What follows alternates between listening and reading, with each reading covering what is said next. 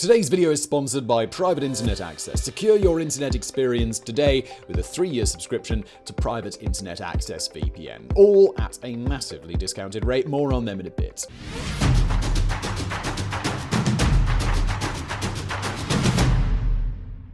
Picture, if you will, the early fall of 1529. You're a citizen of Vienna, the capital of the Archduchy of Austria and the de facto capital of the Holy Roman Empire. Vienna is a strong city protected by old but impressive walls, and it is economically prosperous. It's also a cultural haven and a melting pot of different cultures.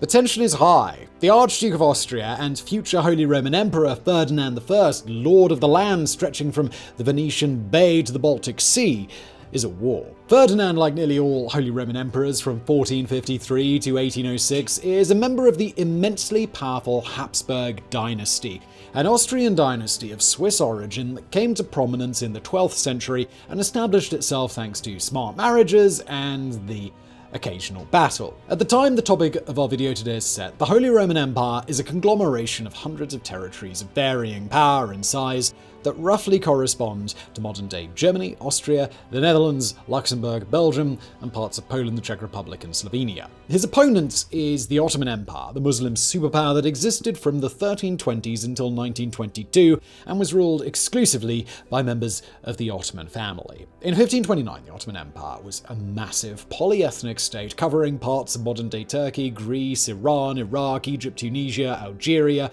the Crimean Peninsula, and pretty much all of the Balkans up to Hungary. These two Goliaths came to meet on the 27th of September 1529 outside the gates of Vienna for a clash that was witnessed by all of Europe with both excitement and terror. But why did the Ottomans decide to attack the capital in the first place, and were they successful? Today on Warographics, we present to you the second siege of Vienna.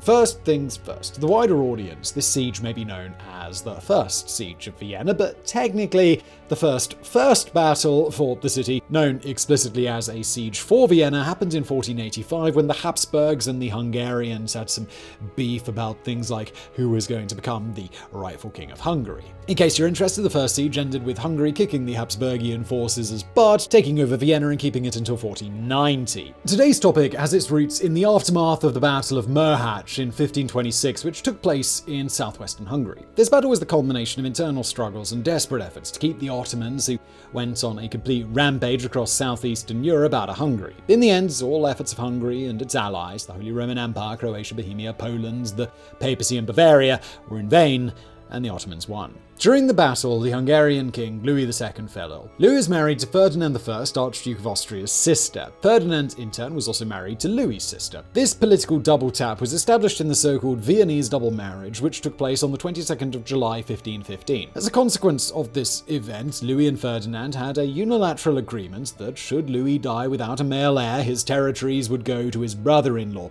And once Louis died, this agreement kicked in and Ferdinand was accepted as King of Bohemia. Now it's about to get a little confusing. When Louis died and Ferdinand pressed his claim, Hungary was essentially tripartite. Ferdinand was elected as one king of Hungary, as was the deal with Louis, though his kingdom was only the westernmost part of Hungary, called Royal Hungary. I say one because Hungary was an elective monarchy at the time. The victorious Ottomans decided to support a local noble from Transylvania in modern-day Romania, John Zaboya. He ran for the throne. When he was elected, he became anti-king to the Habsburgian king-elect. After he was elected, I guess you could say part king of Hungary, John went on to become a vassal of the Ottoman sultans. The Ottomans themselves conquered the middle part of Hungary to hold that area directly. In 1527 to 1528, Ferdinand, the king in the western royal part, put down the hammer and attempted to kick the Ottomans out of Hungary by expanding his few remaining Hungarian territories eastward. He even managed to capture Buda, half of the city that eventually would become Budapest. So, yay, Ferdinand. However, that didn't last very long, and he was kicked out of the city by the Ottomans, or Ottomen, in 1529, who were finally gearing up to march towards the heart of the Holy Roman Empire itself.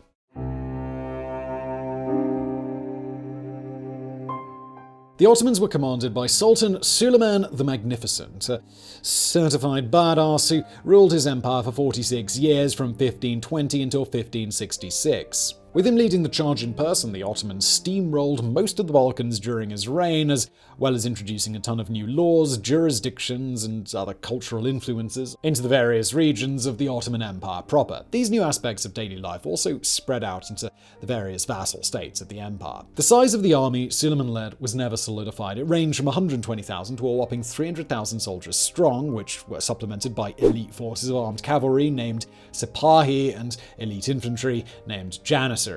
The Ottoman campaign to invade the Habsburgian hereditary lands started on May 10, 1529. At the time of the conflict, these heartlands consisted of most parts of modern-day Austria, without Salzburg and Burgenland, parts of northern Italy, Switzerland, a few places in southern Germany, and big chunks of Slovenia.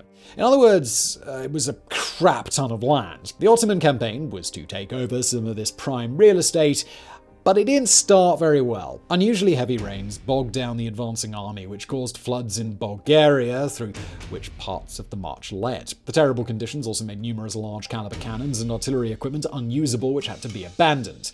Even more problematic was the loss of camels, which were unsuited to the European climate, because, well, they're from the Middle East, not Europe. Disease ravaged Suleiman's troops and left them weakened and exhausted. However, they did make some progress. On the 18th of August, 1529, the army reached the plain surrounding Mohacs, where Suleiman met with John Spoyer. Spoyer, as a reminder, was the guy who was elected as Hungarian anti-king against Ferdinand of Austria and had sworn vassalage to the Ottoman Sultan Suleiman the Magnificent. Spoyer brought with him a really nice amount of cavalry. Around that time, the Ottoman forces also recaptured several fortresses, which the Austrians had held since the Battle of Mohacs, including the aforementioned Buda. While they were on their way to Vienna, the Ottomans had their auxiliaries, especially troops called akinji, light cavalry usually tasked with scouting, but also burn-and-run tactics, rampaged through the western Hungarian and eastern Austrian countryside. They destroyed crops, looted houses, and took slaves. They did so in hopes of breaking the defenders' will, but as we shall see later, these tactics came back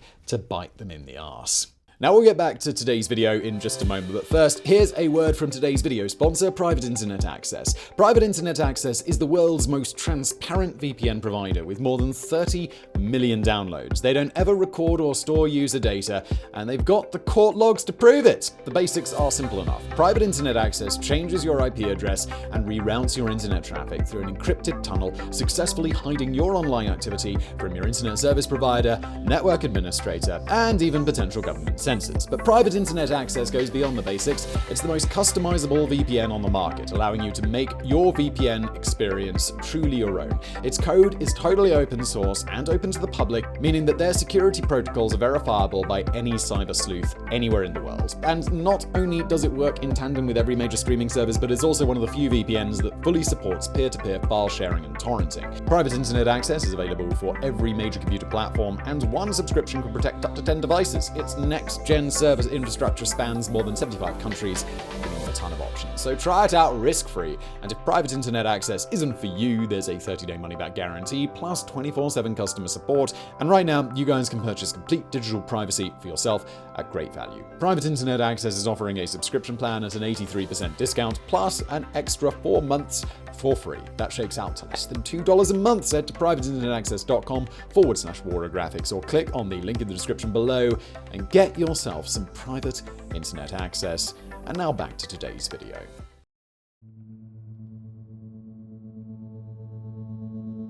Their final destination, Vienna, was also getting ready for the impending siege. When word reached the city that at least 120,000 soldiers were coming to their doorstep, defensive measures were quickly set up. However, a significant portion of the Viennese population also fled in terror, including more than half of the members of the city council. One of those that stayed was Vienna's mayor at the time, Wolfgang Treu, whose surname translates to loyal. Cool little bonus fact there. The remaining local populace, farmers, peasants, and civilians, formed a resistance. These militias were supplemented by mercenaries from all around Europe, rushing to Vienna's aid. You see, quite a significant portion of the conflict with the Ottoman Empire was fueled by religious quarrels. The Habsburgs, as well as pretty much every other person of rank in the Holy Roman Empire, was staunchly Christian. So, an advancing, predominantly Muslim horde must have seemed like the end times were approaching. Naturally, the princes of Europe had an interest in keeping them out. All in all, the city of Vienna could prepare 74 cannons in strategically important important positions and muster around 17,000 defenders made up of the city garrison, the remainders of the city's militia, and thousands of Spanish and German mercenaries. The most famous of those mercenary bands were the so-called Landsknechts, experienced and disciplined soldiers that had their roots in Switzerland. They were predominantly armed with halberds, arquebuses or crossbows, two-handed swords or pikes, and excelled in defensive strategies. Other support for the defense of Vienna came from Holy Roman Emperor Charles V, who, as Charles I, was also the king of Spain and its colonies, which probably made him the most powerful man of his time. And time for just a tiny detour. This guy was the 5th Holy Roman Emperor named Charles and the first Spanish king of the same name. Because of this double duty, he reigned over a huge blob in Central Europe and over pretty much the entire Iberian Peninsula, and all of Spain's colonies in the New World. He ruled over an empire on which the sun never set, but let's get back to Vienna. Charles V/1 was Archduke Ferdinand's brother and the head of the Habsburg family, so trying to keep his ancestral capital safe was a bit of a no-brainer for him. Therefore, the emperor sent arquebusiers, somewhat heavily armored mounted riflemen, to Vienna. Support also came from Mary of Hungary, Ferdinand I's sister. Before 1526, she was crowned Queen of Hungary. After the death of her husband, Louis II, she acted as her brother Ferdinand I's governess in his Hungarian territories. Because it was a pretty swell idea to help her brother out with keeping her enemies at bay, she sent another 1,000 Landsknechts and around 800 Spanish arquebusiers to Vienna. The Spanish relief force was commanded by the Spanish Marshal Luis de Avalos and managed to establish a defensive position in the meadows around the Danube by preventing the Ottomans from setting up their camps there. Additionally, the Spanish arquebusiers quickly set up defensive measures such as palisades, traps, and things of that nature. The Viennese defense was organized by Wilhelm Baron of Roggendorf, at that time the Hofmeister, more or less a steward to a prince, and by Nicholas Count of Salm, who had earned some serious cred during his military career as a mercenary leader. Count Salm was almost 70 years old when he earned everlasting fame as part of the staff defending Vienna, and let's be real here, making it to 70 in the 15th and 16th century while being a mercenary leader and defending a city, again, another bad has entered the picture. Operations were set up in St. Stephen's Cathedral, part of the inner city of Vienna. Salm wasted no time blocking off 3 or 4 city gates, and he did his best in the remaining time he had before the Ottomans arrived to reinforce the city, mostly by supplementing his medieval city walls with earthen mounds where deemed necessary. Lastly, to ensure that Vienna couldn't be taken by water, Roggendorf and Salm ordered the entire Danube flotilla, 28 ships that harbored in Vienna, to be destroyed. In a bit of a relatable move, he also had the suburbs destroyed as thoroughly as possible. His idea was if there are no houses left, the Ottomans had no places to hide. That last bit didn't end up working out as well as he hoped, though.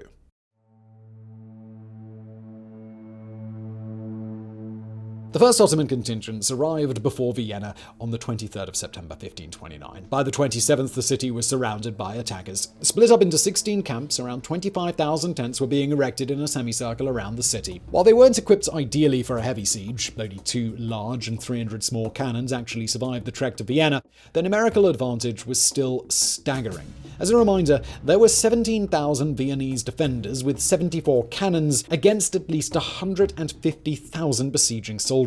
Of all the Ottoman troops that were ready to fight, however, more than a third were light cavalry and thus ill-suited to properly besieging a city with somewhat sturdy walls. Regardless, the Ottomans got into their position and tried to get things going. Their first charge was made on September the 29th, 1529, when the Janissaries launched their first charge, but it didn't work out. The hired Landsknechts and local defenders held them back until help from Styria arrived, and together they pushed the Ottomans back. But the Janissaries were small fry, it seemed. The real stuff was the imminent danger of Ottoman attempts to undermine Vienna's city walls and blow some stuff up. So the main course of action for the first days of the siege for the defenders was disrupting sappers from doing so. A sapper is a special kind of military unit that specializes in various engineering tasks. In the case of the siege of Vienna, they were employed to bring down defensive measures and set up methods of besieging a fortified area.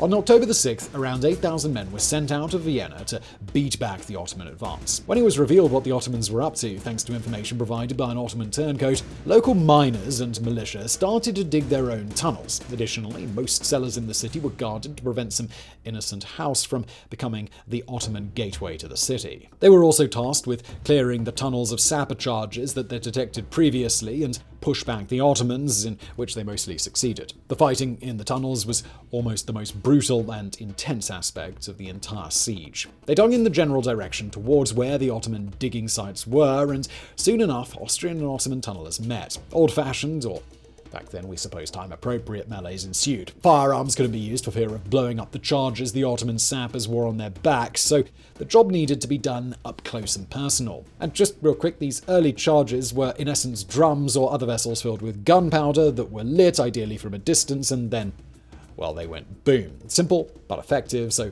getting rid of them, kind of a big priority. Even though the valiant defense was mostly successful, not all tunnels and charges could be found. Numerous sections of the city walls were blown up in the following days. Luckily for the city, the garrison and mercenaries were equipped well to defend the bottlenecks through which the attacking Ottomans tried to enter the city, though it was a costly battle on both sides. On the 11th of October, heavy rain began to set in, which rendered the remaining cannons and explosives intended to finally bring down the city walls properly useless. However, the charges continued to pop, and one of the explosions injured Count Salm. The injury sadly led to infection, and one of the heroes of Vienna died in the spring of 1530 as a consequence, but back to the siege. Suleiman also realized way too late that his supply line was stretched too thin. He had shortages of ammunition, food, and water, which also didn't help the already lemony sour mood of his troops. You know, the troops that had dwindled because many had died of wounds and illness, and an increasing number of soldiers they just left. Now their pillaging and plundering of the surrounding countryside came back to bite them. If they hadn't taken everything on their way to Vienna, their supply situation might have looked quite a lot different.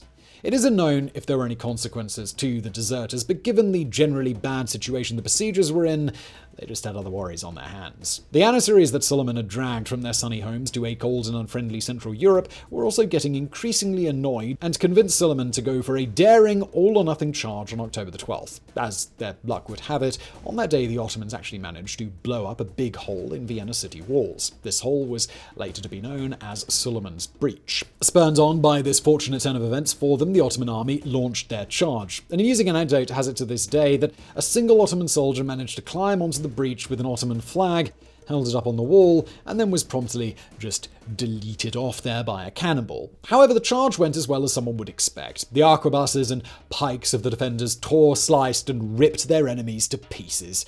While the remaining Ottomans fought valiantly to the last man, it wasn't going to make a difference. They lost at least 1,200 of their elite Janissaries on that day alone. And on a bit more of a disgusting note, the Viennese defenders ran out of material to fill the hole of their not-so-sturdy city walls. So when Suleiman's breach was well breached and successfully defended, they filled up the hole with roughly 1,200 corpses that were just lying about. Essentially, they used the enemy to defend themselves from the enemy. Desperate for a win, and with promises of huge reward, Suleiman managed to rile up his troops for a final attempt before they'd pack up and leave. On the 14th of October, the Ottomans struck a breach into one of the city gates, but as if to tell them their mothers were hamsters and their fathers smelt of elderberries, the debris from the explosion fell towards them, injuring and killing many Ottomans. Once again, their charge was repelled by the defenders. After that final attempt went the way of the dodo, Suleiman and his troops tossed in the towel and, on the 15th of October, began their way home. And just like that, after a mere 2 weeks, September the 27th to October the 15th of siege, the spread of the Ottomans came to an abrupt end.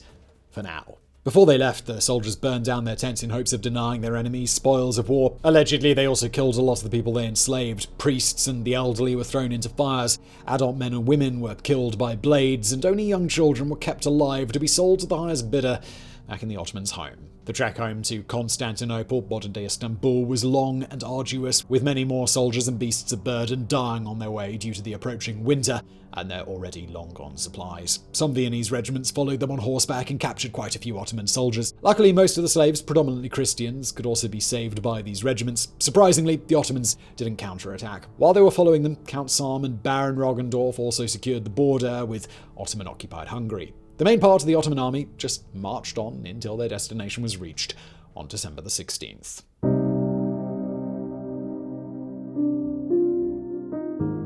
Surprisingly, Suleiman managed to sell his failure of capturing Vienna as something of a victory and gave privileges to his commanding officers. Ottoman authors claimed that the reason the besiegers left was the terrible weather, not the strong defense of the city. So he didn't lose, he just didn't win. But more than anything, Suleiman did manage to solidify his vassal, John Savoy's position as King of Hungary, which was one of his campaign's goals. 1533 saw an official treaty between Ferdinand I, by now elected as Roman German king, essentially the number 2 in the entire Holy Roman Empire, and Suleiman being set. Ferdinand kept Royal Hungary, the easternmost territories of Hungary. The rest officially became an Ottoman territory. In 1543, after Savoy had died, Suleiman brought the former's territory under his direct control and transformed Hungary, with Buda at its core, into a well-defended northern Ottoman bulwark. The Siege of 1529, and later its much more famous younger sister of 1683, also showcased the absolute limit of the efficiency with which the Ottomans were able to operate in a military context. The siege was also the first real peak of the so-called Turkish menace. This was eventually banished in 1699 when, after the Peace of Karlowitz,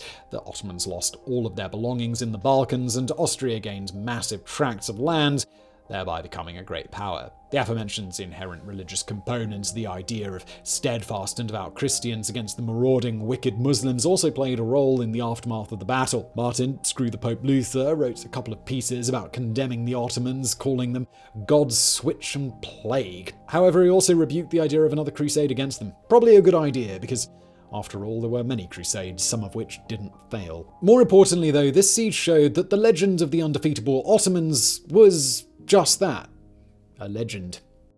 Hope you found today's video interesting. If you did, please do hit that like button below. Don't forget to subscribe, and thank you for watching.